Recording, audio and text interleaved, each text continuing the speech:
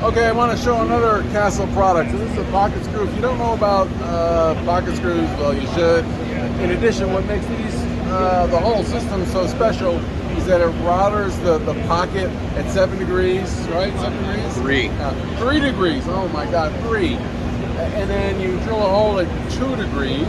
So when you put the screw in, there's less creep. Where if you drilled a pocket screw system from one side, that's probably 7 degrees, and when you screw the panel, it'll creep. So that's why you want a Castle machine.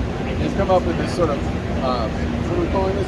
The Castle 110 Pro bundle. It comes in a standard case and everything. You can take this on the job site. So you want to demonstrate this? Sure. So we've got a router that pops up. Get your material set. You set it with the clamp here, make sure it's on the half moon, and then just clamp it down the rest of the way. Turns on in the back. You route. Take a drill from the back side. Professional pockets at a mini size. Oh man, okay. Check out CastleUSA.com. Thanks, man. Thank you. Okay. Appreciate it.